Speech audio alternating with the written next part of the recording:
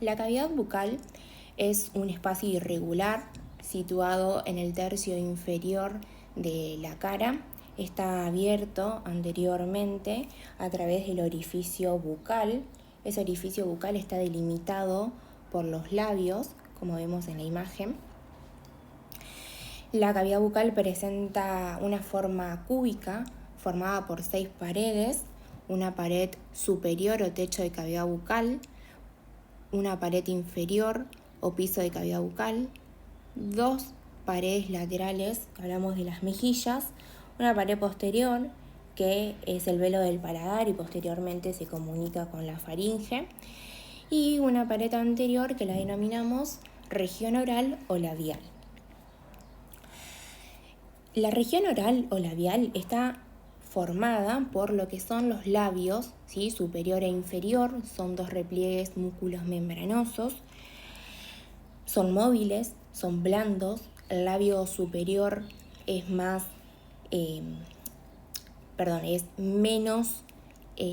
amplio y móvil que el labio inferior.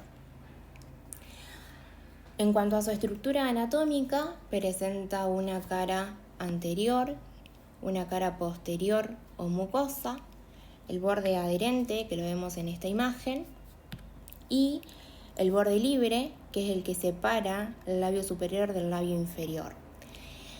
Por último, 2 extremidades, también llamadas comisura de los labios, formada por la unión del labio superior con el labio inferior. En la cara anterior y en la cara anterior del labio superior, lo que se observa son diferentes accidentes anatómicos.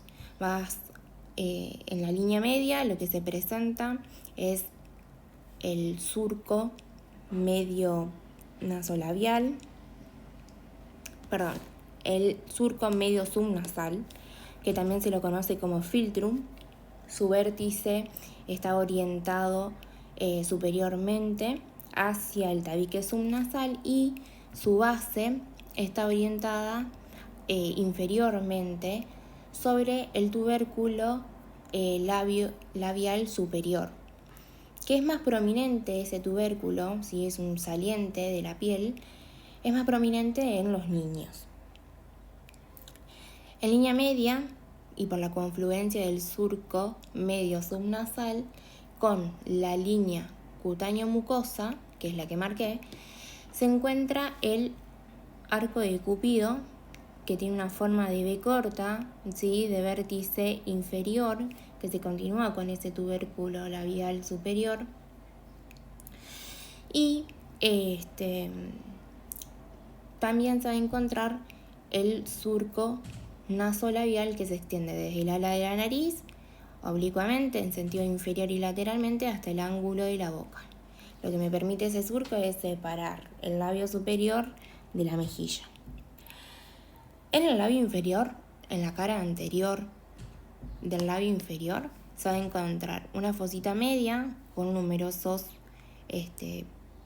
folículos pilosos, que son los que forman el pelo, e inferiormente se encuentra el surco mentolabial, que separa el labio inferior del mentón. Ese surco discurre horizontalmente, ¿sí? La cara posterior es de aspecto liso, color rosada o rojiza, y se relaciona con los arcos gingivodentarios. El borde adherente, como se ve en la imagen lo que se ve en esta imagen son los huesos nasales, cartílago y el tabique nasal, ¿sí? En línea media. En el caso del borde adherente del labio superior, se extiende desde el extremo posterior del tabique nasal, pasando por el borde posterior del ala nasal, del ala de la nariz, se continúa con el surco nasal, nasolabial, hasta la comisura de los labios. Y el borde inferior, el borde adherente del labio inferior, se extiende desde línea media hasta el surco mentolabial de la región mentoniana. Es el que veíamos acá, ¿sí? De línea media hasta el surco mentolabial. Ambos labios, es decir, ambos bordes adherentes de los labios superior e inferior, van a estar marcados por el surco gíngivo labial, ¿sí? Este surco gíngivo labial que se establece entre la mucosa de la cara posterior de los labios y la encía. Y va a estar interrumpido en línea media por lo que es el frenillo. Esto lo habíamos visto en elementos paraprotéticos. En este caso es un elemento paraprotético negativo porque es un pliegue mucoso que se debe tener en cuenta a la hora de la confección de las prótesis. Si no se recorta y se confecciona la prótesis, al colocarla va a producir irritación en ese frenillo y además inestabilidad en la prótesis. El borde libre es el que vemos acá, es de color rojo o rosado, presenta una línea regularmente curva que lo separa de la piel y que posteriormente se confunde con la mucosa, como se ve acá. Carece de glándulas mucosas, pero tiene muy rica inervación, vascularización y terminaciones nerviosas.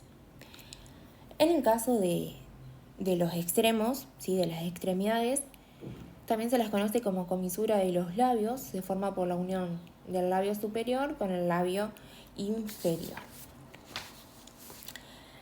En cuanto a la constitución de los labios, están formados por la piel, por una capa muscular, ¿sí? En un plano superficial y en un plano profundo, una capa glandular y la mucosa. En el caso de la piel, como vemos acá, es gruesa, posee abundantes folículos pilosos que originan al pelo. También presenta glándulas sebáceas encargadas de eliminar y de remover esas células viejas y de mantener humectada a esa piel. También se van a encontrar glándulas sudoríparas que producen sudor. Lateralmente se va a encontrar tejido cutáneo. En el caso del plano muscular, se va a ubicar los músculos constrictores de los labios, se encuentran dos, el músculo orbicular de la boca, que pertenece al plano superficial, que es este que vemos acá, son los labios. Este músculo le da espesor al labio. Y el músculo compresor de los labios, que pertenecen al plano profundo. Lo que hacen es comprimir al labio, se extienden desde la cara profunda de la piel hasta la cara profunda de la mucosa. La función del músculo orbicular es permitir fruncir los labios y el músculo compresor de los labios lo que hace es comprimir el labio, se desarrolla durante el acto de la succión. También se van a encontrar músculos dilatadores del plano superficial de los labios.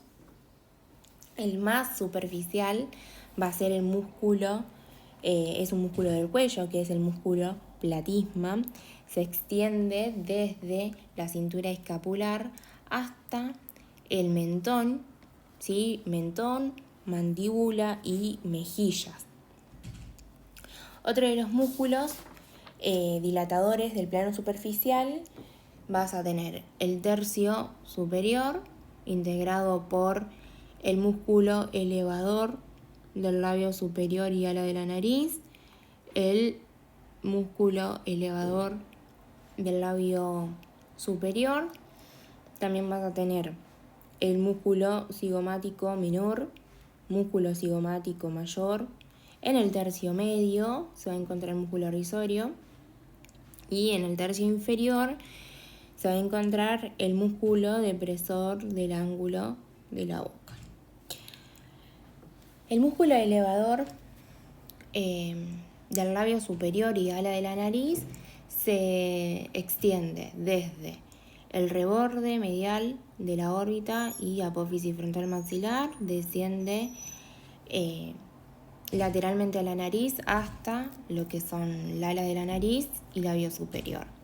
El músculo elevador del labio superior se extiende desde la mitad inferior del reborde de la nariz hasta lo que es el labio superior y ala de la nariz.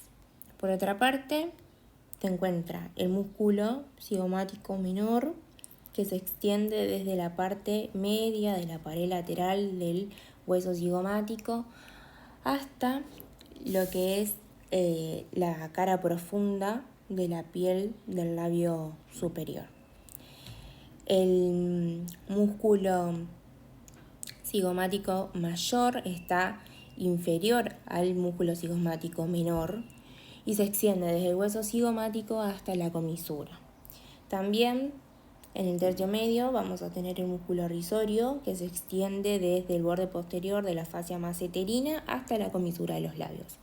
Y por último, lo que se va a encontrar va a ser el músculo depresor del ángulo de la boca, que se ubica entre la mandíbula y el mentón y se extiende hasta la comisura de los labios.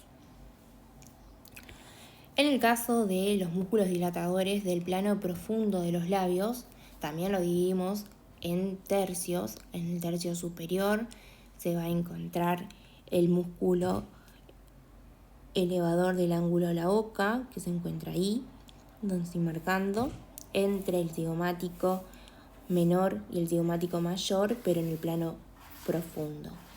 En el tercio medio lo que se va a encontrar es el buccinador y en el tercio inferior el músculo depresor del labio inferior, que es este. El músculo elevador del ángulo de la boca se inserta superior a la fosa canina e inferior al agujero infraorbitario, desciende oblicuamente y termina en la cara profunda de la piel, de la comisura y del labio inferior. Este músculo permite elevar la comisura y labio inferior. En caso del músculo buccinador, se extiende desde la mejilla, entre el maxilar y la mandíbula, se dirige oblicuamente en sentido inferior y medialmente hasta terminar en la comisura de los labios. Es un músculo que permite soplar, silbar y participa del acto masticatorio. Y además presenta 3 fibras: fibra superior, fibra media y fibra inferior. Las fibras superiores, al nivel de la comisura de los labios, se entrecruzan y terminan en el labio inferior. Las fibras inferiores se entrecruzan al nivel de la comisura y terminan en lo que es el labio superior, y las fibras medias terminan en la comisura de los labios. Y por último, se va a encontrar lo que es el músculo depresor del labio inferior, que es cuadrilátero y aplanado.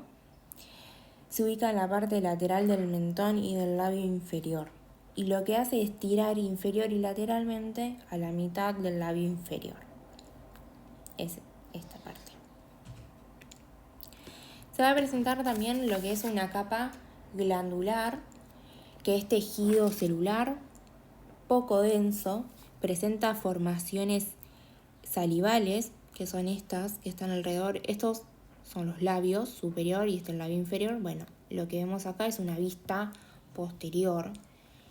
Recuerden que está la piel, después el plano muscular y luego la capa glandular, con estas formaciones salivales que van a excretar a la mucosa labial. Esa mucosa labial que le brinda ese aspecto mamelonado al labio. En el caso de los vasos, los labios presentan a las arterias, ¿sí? Las arterias coronarias superior e inferior, también llamadas arterias labial superior y arteria labial inferior, son rama colateral de la arteria facial. La que está marcada acá en amarillo es la arteria facial. Y estas colaterales que se desprenden en color rojo son las arterias coronarias. Esta es la superior, esta es la inferior. También se encuentra la arteria transversal de la cara, Es una rama colateral de la arteria temporal superficial. Esta es la arteria temporal superficial, la que se observa en amarillo. Y esta que está en color verde, más clarito, es la arteria transversal de la cara. Esta arteria transversal de la cara nace en la cara anterior del tronco temporal superficial, se dirige horizontalmente sobre la fascia masseterina, que es la que vemos por debajo de la arteria transversal de la cara. Recorre paralelamente inferiormente a la apófisis cigomática y superiormente al conducto carotídeo para terminar en la región de la mejilla. La arteria bucal, la vamos a ver en esta imagen, es la que se observa ahí, donde marco. La arteria bucal es una rama colateral de la arteria maxilar. Puede atravesar o puede dirigirse inferiormente al músculo pterigoideo lateral. Desciende sobre la cara lateral del músculo pterigoideo y sobre la cara medial de la rama ascendente. Dirigiéndose por la cresta temporal, presenta la apófisis coronoides del borde superior de la rama ascendente de la mandíbula hasta alcanzar el vértice del trígono retromolar.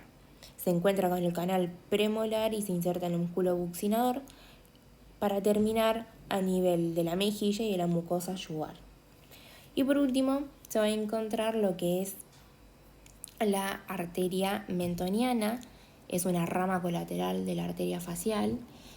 Si esta es la arteria facial, en color amarillo, la que se desprende, o la que nace, mejor dicho, inferior al borde inferior del cuerpo de la mandíbula, luego cruza ese borde inferior de la mandíbula y termina de emerger en lo que es el foramen mentoniano. En el caso de los linfáticos, el labio superior va a drenar linfa en los nódulos parotídeos, que son los que se observan acá.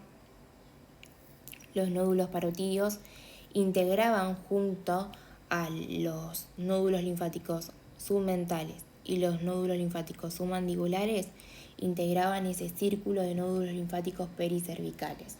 De anterior a posterior se encontraba los nódulos linfáticos submentales, luego los submandibulares, los parotídeos, los mastoideos y por último occipitales. En el caso del labio inferior, van a drenar su linfa en los nódulos submandibulares y submentales. Los nervios que llegan a los labios son el nervio motor, ¿sí? Los nervios motores del nervio facial, nervio sensitivo del ramo mentoniano y el nervio sensitivo del ramo bucal. Este sería el nervio sensitivo del ramo mentoniano, es el que vemos acá, y el nervio sensitivo del ramo bucal es el que vemos acá. El caso de la región palatina, también se la conoce como bóveda palatina o techo de cavidad bucal, y también se la conoce como paladar duro. Todos esos nombres tiene. Se caracteriza por tener una forma de herradura abierta hacia atrás, ¿sí? Forma de herradura abierta hacia atrás, lateral y anteriormente se encuentra la apófisis alveolar superior. En línea media, lo que se encuentra es el rafe palatino, formado por la unión de las caras inferiores de la apófisis palatina del hueso maxilar. Estas son las apófisis palatinas del hueso maxilar, que se extiende desde la úvula hasta lo que es la papila palatina, que es una pequeña eminencia anteriormente. En el tercio anterior del rafe palatino, ¿sí? En este sector, como vemos acá lo vemos en color azul, en el tercio anterior lo que se va a encontrar son las rugas palatinas, que son pliegues mucosos transversales formados por tejido fibroso denso y que se pueden clasificar de varias maneras. Según su longitud pueden ser cortas y largas, según su grosor pueden ser finas, gruesas, medianas y mixtas, según sus bordes pueden ser regulares o irregulares, y según su disposición pueden ser simples, bifurcadas o trifurcadas. El tercio, los 2 tercios posteriores del paladar, porque si en el tercio anterior teníamos las rugas palatinas, en los 2 tercios posteriores el paladar va a ser una superficie lisa.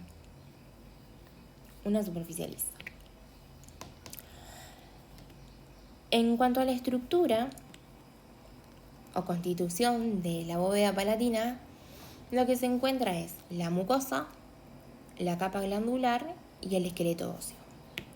La mucosa, como se ve en esta imagen, va a presentar un gran grosor, ¿sí? Con una resistencia llamativa. Se une al periósteo por medio de tractos conjuntivos que los envuelve el tejido adiposo. En línea media y sobre la cara interna de la apófisis alveolar, la mucosa, ¿sí? En línea media y sobre la apófisis alveolar, la mucosa va a estar formada por tejido conjuntivo denso. En la región paramediana, que es esta región, va a estar formada por tejido conjuntivo laxo con glándulas mucosas y lóbulos adiposos. Si ustedes ven la imagen y siguen el pulsor, van a observar una línea virtual que se diferencia por el color de la mucosa. En esta región, que es anterior, el paladar duro tiene un color más rojo blanquecino con un tinte gris y medio azulado, y posteriormente se va a notar el paladar blando, que es de color rojo intenso con un tinte más amarillento debido a la capa glandular. La capa glandular, como lo vemos en esta imagen, se encuentra más posterior, ¿sí? No tanto en el tercio anterior del paladar. Presenta abundantes glándulas que desaparecen en la línea horizontal, ¿sí? En la línea horizontal, a nivel del canino. Y por último, se encuentra lo que es la capa ósea, que estaríamos hablando del hueso. Está formada por las apófisis palatinas de los maxilares, que se unen en línea media, es decir, el borde medial de la apófisis palatina se une con el borde medial de la apófisis palatina contralateral. Posteriormente, con un color mucho más gris, se encuentra la lámina horizontal del hueso palatino, que se une en línea media con la lámina horizontal del hueso palatino contralateral, y su borde posterior forma un M8, donde se aloja el velo del paladar. La unión de las apófisis palatinas con la lámina horizontal forman lo que era la sutura cruciforme. Ahora, en el caso de el ángulo posterolateral, se va a encontrar el orificio de entrada del conducto palatino mayor. Posteriormente, ahí se van a encontrar los orificios de entrada de los conductos accesorios, y anteriormente se encuentra el orificio palatino anterior que comunica cavidad bucal con cavidad nasal. En el piso de cavidad nasal, separados por una cresta, se encontraban 2 orificios de entrada que dentro del hueso se unían y salían a la cavidad bucal como un único conducto u orificio. Estamos hablando de este orificio palatino anterior que se caracterizaba con forma de Y. El torus palatino es lo que vemos acá, y acá es mucho más prominente, por lo tanto actúa como un elemento paraprotético negativo a la hora de confeccionar una prótesis. Es una eminencia longitudinal, puede encontrarse de varias formas: forma plana, nodular, funciforme, lobular. Y la bóveda palatina presenta dos arterias importantes, ¿sí? Está irrigada por dos arterias. Una de ellas va a ser la arteria palatina descendente, que es una rama colateral descendente de la arteria maxilar, que es la que vemos por acá. Esta arteria aborda la región del paladar a través del orificio palatino posterior, a partir de acá, ¿sí? O sea, es esta ramificación que ingresa por el orificio de entrada del conducto palatino posterior e ingresa al paladar y se presenta como una superior y otra inferior. También se va a encontrar la arteria esfenopalatina, que es la rama terminal de la arteria maxilar, que es la que encontramos por acá, ¿sí? Ingresa, la arteria maxilar, al llegar al agujero esfenopalatino formado por el cuerpo del esfenoides y el hueso palatino, recibía el nombre de arteria esfenopalatina. Y se iba a dividir en dos ramas, en una rama medial y en una rama externa. Las ramas externas estaban destinadas a las coanas, en sí a los cornetes y a los meatos, y había una rama medial que estaba destinada a lo que era cavidad bucal y que ingresaba a cavidad bucal por medio del agujero incisivo o nasopalatino, es decir, por acá. ¿Sí? Hace este recorrido la esfenopalatina y se anastomosa con las palatinas descendentes, las arteria palatina descendente. La región mentoniana es una región que corresponde al mentón, ¿sí? A la protuberancia del mentón. Se separa del labio inferior por medio del surco mentolabial y su límite lateral van a ser dos líneas laterales que se extienden desde la comisura de los labios hasta el borde inferior de la mandíbula. La forma del mentón es muy variable. Se caracteriza por ser un saliente convexo presente en línea media de la mandíbula, pero muchas veces presenta una fosita mentoniana, es decir, esta fosa que es una depresión. La región mentoniana está constituida por piel, tejido subcutáneo, capa muscular, periósteo y esqueletos. Algunos de ellos se van a observar en imágenes y otros no. La piel es gruesa, adherente, le da origen a los vasos linfáticos que drenan los nódulos linfáticos submentonianos y terminan en lo que es la cadena yugular interna o ganglio subdiástrico. También se encuentran los nódulos linfáticos submandibulares, quienes terminan en la cadena yugular interna. Debajo de la piel se encuentra el tejido subcutáneo.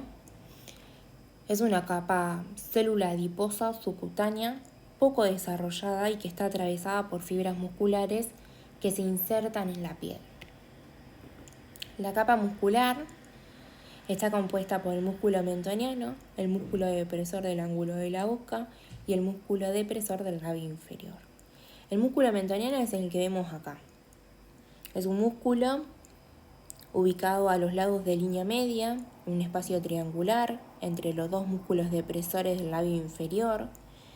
Se extienden desde las eminencias alveolares de los dos incisivos y del canino hasta la encía y se unen a la piel del mentón, lo que me permite es elevar a la piel del mentón. El músculo depresor del labio inferior se ubica en la parte lateral del mentón y labio inferior, entre la mandíbula y el labio inferior. Lo que hace es tirar inferior y lateralmente a la mitad inferior del labio.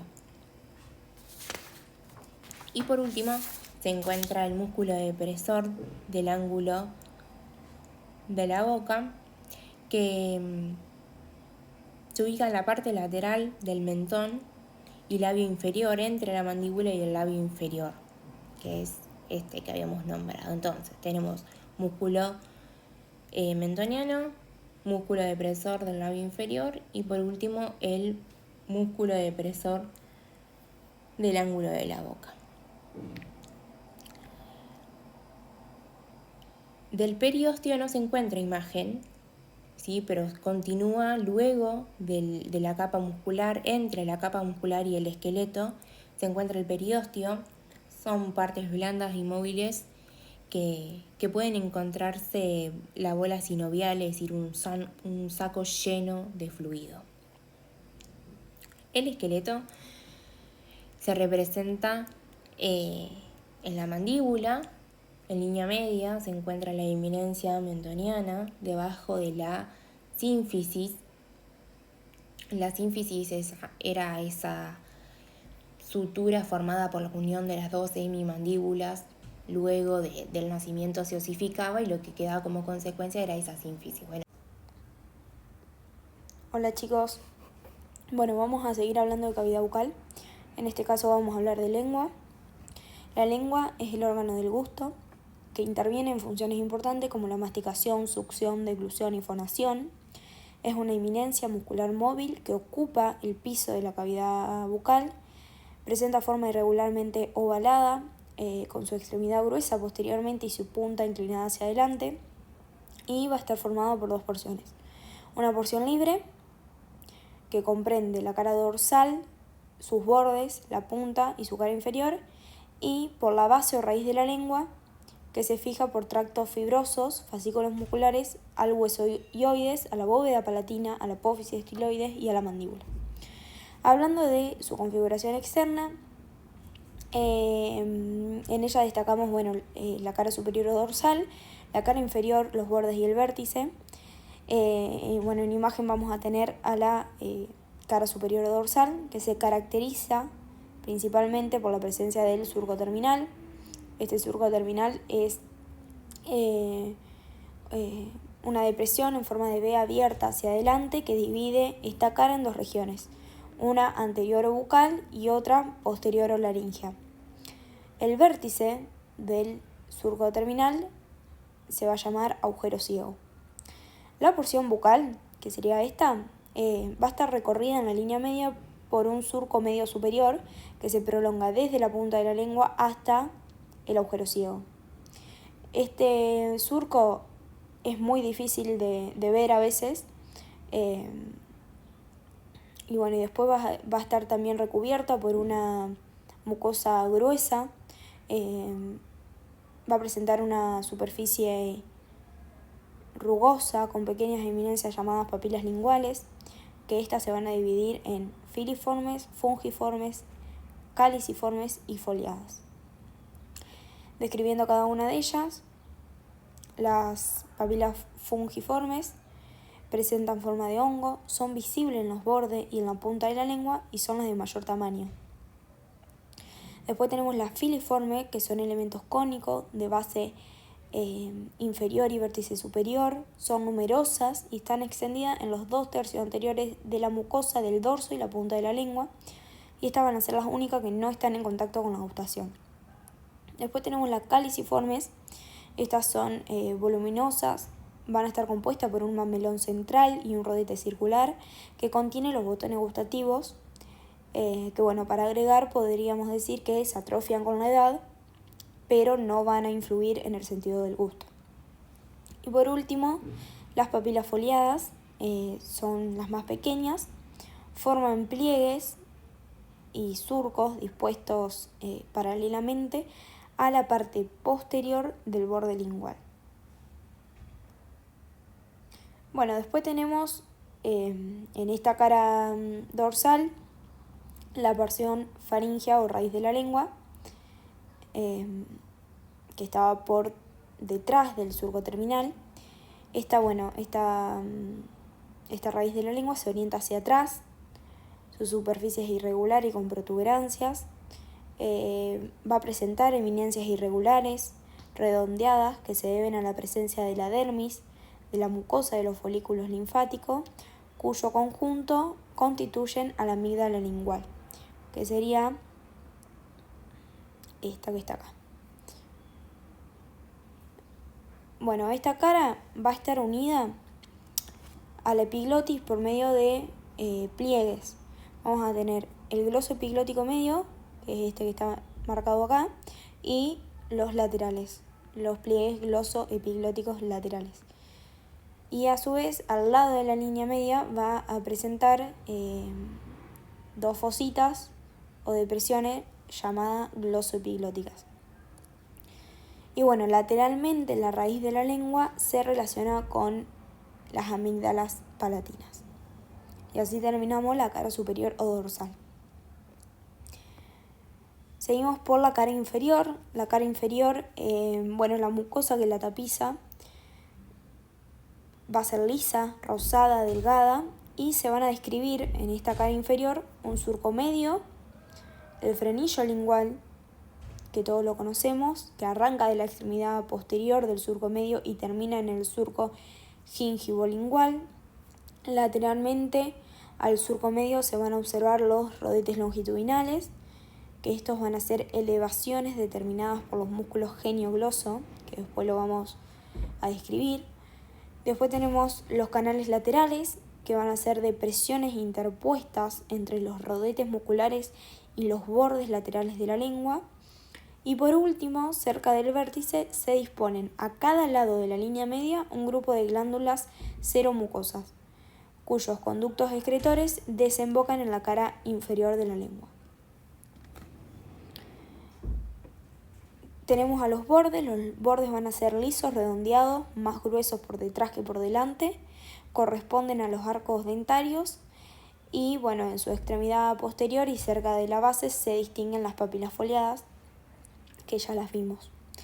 El vértice se presenta un surco medio en el cual se reúnen los surcos que recorren las caras dorsales e inferiores y va a estar en relación con los incisivos, este vértice, ya sean superiores e inferiores. Hablando de la configuración anatómica, va a presentar un esqueleto osteofibroso y va a presentar músculos. Hablando del esqueleto osteofibroso, va a estar compuesto por el hueso hioides, una membrana hioglosa que se fija en el borde superior del hueso hioides hasta la porción posterior de la lengua.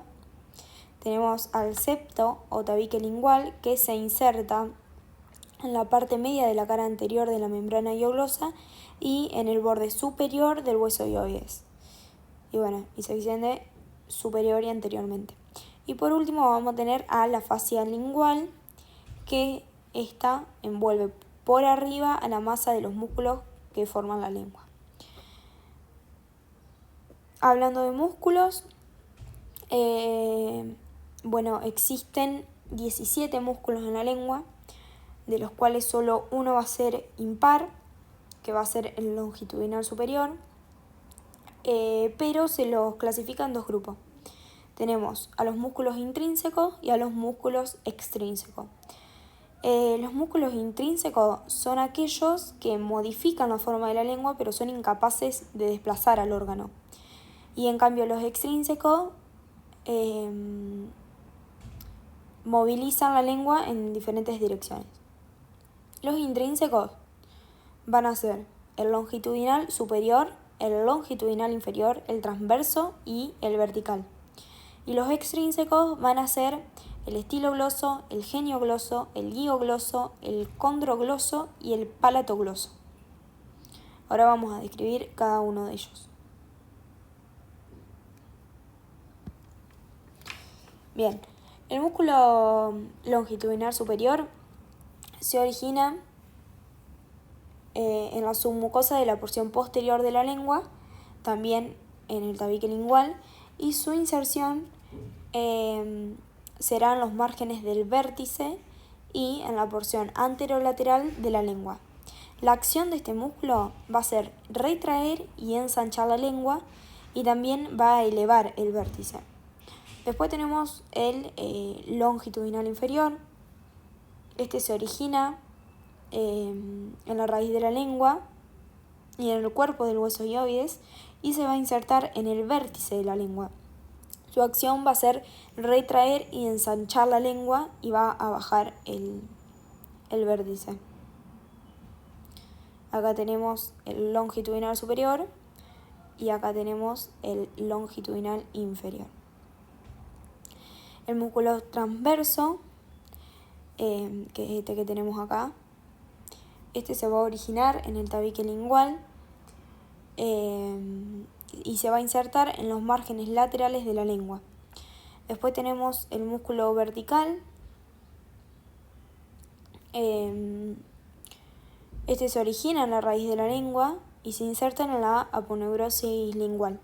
Su acción va a ser ensanchar y alargar la lengua.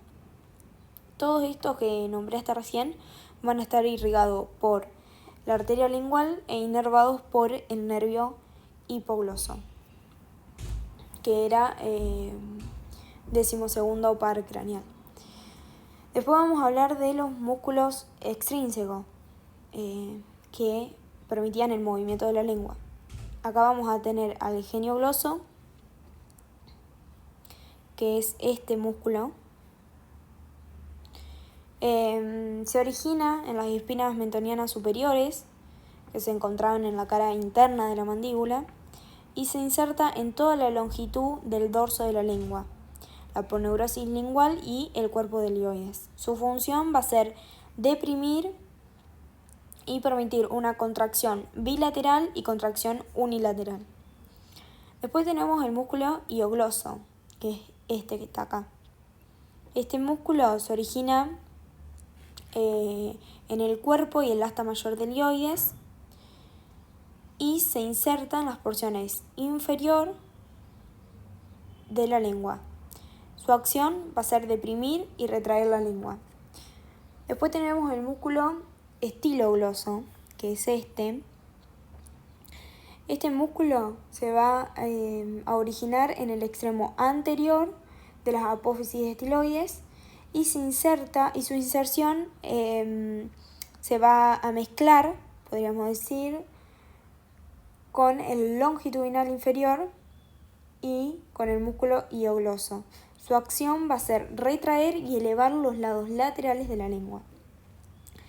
Del grupo de los extrínsecos van a estar irrigados por el nervio hipogloso, excepto el palatogloso, que es este que tenemos acá, que todavía no lo describí. Este músculo palatogloso se origina de la aponeurosis palatina, del paladar blando, y su inserción va a ser a los laterales de la lengua, se une con los músculos intrínsecos y su acción va a ser elevar la raíz de la lengua y va a cerrar el istmo de la orofaringe.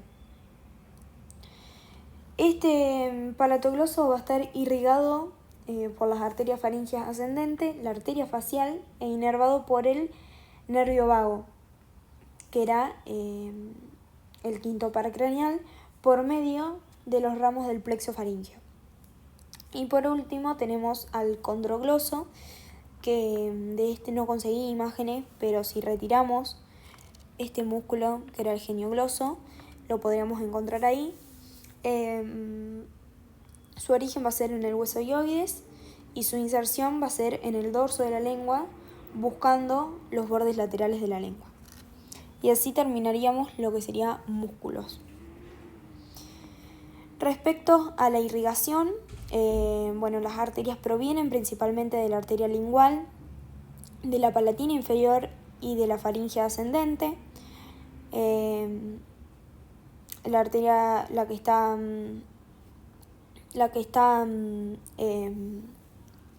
presentada acá es la arteria lingual, que era una rama colateral de la carótida externa. Esta arteria lingual daba ramas, arterias dorsales de la lengua y profunda de la lengua. Respecto al drenaje venoso, se fractura por conducto de las venas linguales profundas y la vena renina, las cuales todas convergen en la vena lingual, afluente del tronco tirolinguofacial. Los linfáticos Los linfáticos son tributarios de los ganglios de la cadena yugular interna, en particular del grupo anterior, que se escalonan desde el digástrico hasta el omoioideo.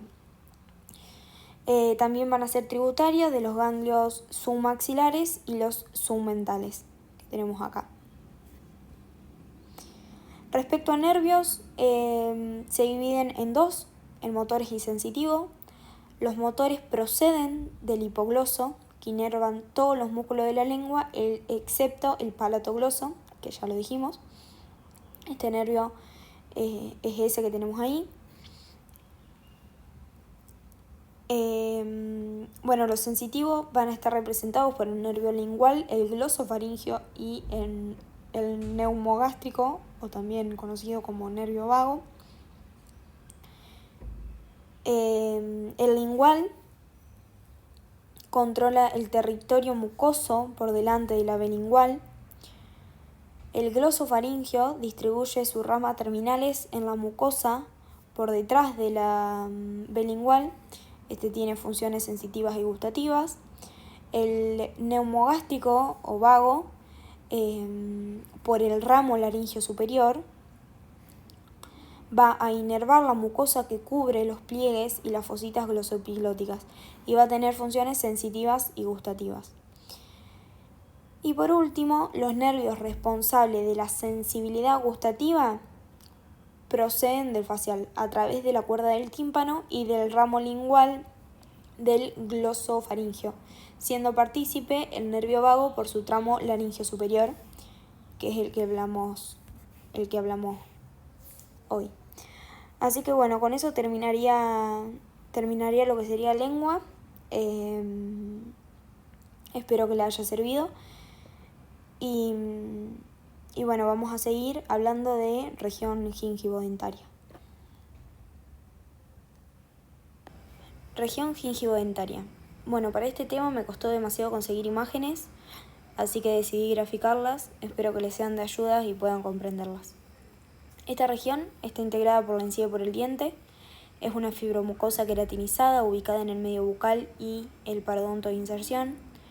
Está preparada para resistir fuerzas de fricción y presión, como el acto masticatorio, y también por la disposición que adopta el diente. Existe una mucosa gingival vestibular para ambos maxilares y otra palatina o lingual unidas por papilas interdentarias. Bueno, esta región va a estar compuesta por diferentes elementos que van a ser un límite mucogingival, una encía adherente, un surco marginal, encía marginal, adherencia epitelial, hendidura gingival, membrana de Nasmyth y el diente.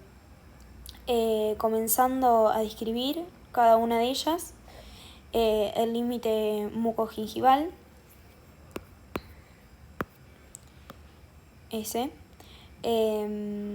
separa la mucosa bucal propiamente dicha de la gingiva o encía.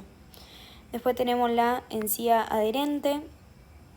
Se caracteriza por estar fijada al hueso alveolar y al cemento por medio de fascículo fibroso. Se extienden en superficie entre los surcos mucogingivales y marginal hasta el hueso alveolar y diente. El color es rosado pálido porque la irrigación no es muy abundante. Y bueno, dijimos que iba a estar unida por medio de fascículo fibroso al hueso alveolar y al cemento, por los que los vamos a agrupar de la diferente manera. Vamos a tener fibras gingivodentarias, van a ser muy abundantes, se dirigen desde el cemento hacia las papilas de la zona del surco marginal, llegando a veces hasta la propia encía marginal. Después vamos a tener fibras crestogingivales, se extienden desde las papilas del borde y de la vertiente libre de la encía marginal y la porción más cervical de la encía adherente, hasta la cresta del hueso alveolar.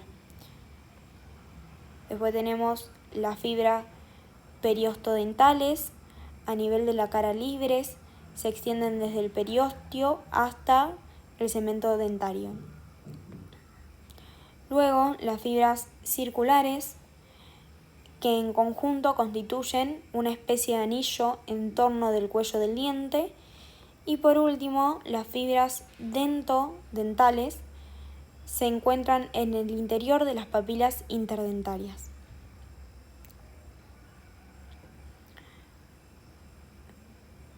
Después dijimos que teníamos un surco marginal, es una depresión en forma de V, establece un límite entre la encía adherente y la marginal. La inervación va a estar dada por filetes que llegan desde las profundidades del corion, se ramifican y se extienden hasta acercarse al epitelio, formando 3 plexos a distintos niveles, uno profundo, uno medio y uno superficial. Respecto a la irrigación, los vasos tienen su origen en el hueso alveolar, periodonto y mucosa alveolar, y los linfáticos en el corion de la vertiente dental e incluso en el mismo epitelio existe un infiltrado que constituye un órgano linfoideo. Podríamos agregar que tanto la adherente como la marginal en los niños pueden ser muy rojiza que en los adultos y presenta mayor vascularización, también es más lisa, dado que son menores el número y la dimensión de las papilas. Siguiendo por encía marginal, en relación con la cresta de la tabla ósea y el cuello del diente, estará esta encía marginal, porción que delimita los orificios mucosos por donde aparecen los dientes. También es móvil y tiene forma de pirámide triangular. Continuando con la membrana de Nasmyth, es una membrana delicada que recubre toda la corona del diente, casi erupcionado. Después vamos a tener a la adherencia epitelial. Esta, a medida que la vertiente interna de la encía marginal se acerca al diente, su epitelio se adelgaza y cuando se pone en contacto con la superficie dentaria se constituye el fondo de la hendidura gingival. Desde ese punto hacia la parte más profunda del epitelio gingival se extiende la adherencia epitelial. Después teníamos la hendidura gingival, que está instalada entre la encía marginal por fuera, el diente por dentro y la adherencia epitelial en profundidad. Es un espacio anular que rodea el diente hacia afuera de la adherencia epitelial y se forma por una escisión de las células de la adherencia epitelial. Y por último teníamos al diente, que es un órgano compuesto por diferentes tejidos alojado en la cavidad alveolar. Alveolar. Y así terminaríamos lo que es región gingivodentaria.